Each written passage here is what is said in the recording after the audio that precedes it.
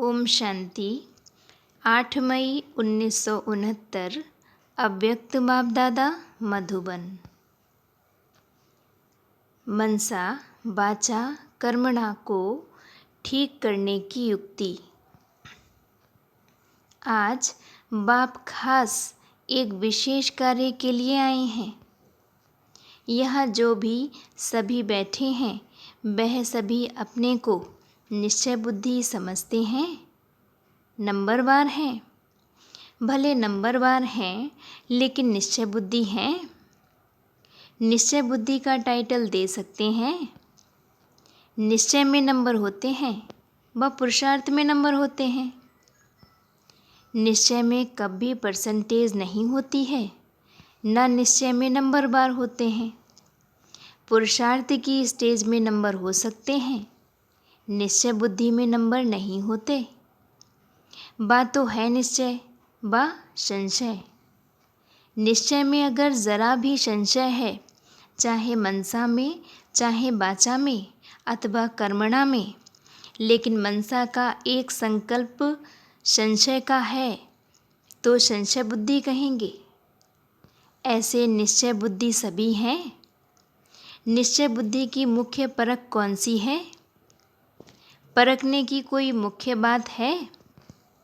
आपके सामने कोई नया आए, उनकी हिस्ट्री आदि आपने सुनी नहीं है, उनको कैसे परख सकेंगे? वाइब्रेशन आएगा।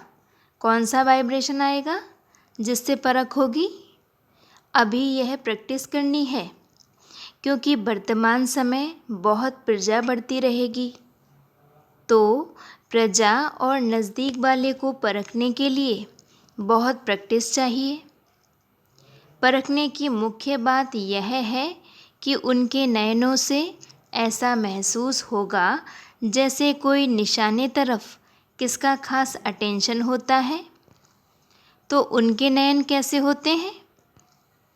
तीर लगाने वाले व निशाना लगाने वाले। जो मिलिट्री के होते हैं वो पूरा निशाना रखते हैं।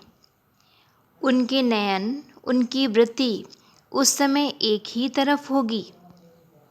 तो जो ऐसा निश्चय बुद्धि पक्का होगा, उनके चेहरे से ऐसे महसूस होगा जैसे कि कोई निशानेबाज है। आप लोगों को मुख्य शिक्षा मिलती है, एक निशान को देखो, अर्थात बिंदी को देखो। तो बिंदी को देखना भी निशान को देखना है। तो निश्चय बुद्धि की निशानी क्या होगी? पूरा निशाना होगा। निशान जरा भी हिल जाता है तो फिर हार हो जाती है। निश्चय बुद्धि के नयनों से ऐसे महसूस होगा जैसे देखते हुए भी कुछ और देखते हैं। उनके बोल भी वही निकलेंगे।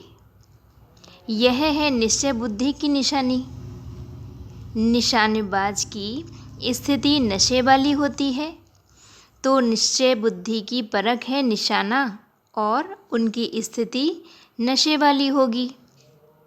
यह प्रैक्टिस अभी करो, फिर जज करो हमारी परख ठीक है व नहीं। फिर प्रैक्टिस करते करते परख यथार्थ हो जाएगी। दृष्टि में सृष्टि कहा जाता है ना, तो आप उनकी दृष्टि से पूरी सृष्टि को जान सकते हो। मनसा वाचा कर्मणा तीनों को ठीक करने के लिए सिर्फ 3 अक्षर याद रहें।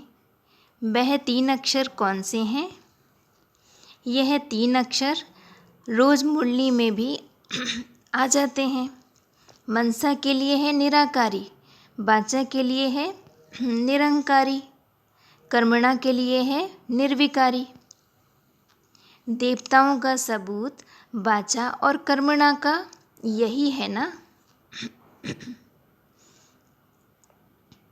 तो निराकारी, निरहंकारी और निर्विकारी, यह 3 बातें अगर याद रखी तो मनसा वाचा कर्मणा तीनों ही बहुत अच्छे रहेंगे। जितना निराकारी स्थिति में रहेंगे उतना ही निरहंकारी और निर्विकारी भी रहेंगे। विकार की कोई बदबू नहीं रहेगी। यह है मुख्य पुरुषार्थ। यह 3 बातें याद रखने से क्या बन जाएंगे? त्रिकालदर्शी भी बन जाएंगे और भविष्य में फिर विश्व के मालिक। अभी बनेंगे त्रिलोकीनाथ और त्रिकालदर्शी। त्रिलोकीनाथ का अर्थ तो समझा है, जो तीनों लोकों के जान के सिमरन करते हैं, वह है त्रिलोकीनाथ। क्योंकि बाप के साथ आप सभी बच्चे भी हैं। अच्छा जी, ओम शांति।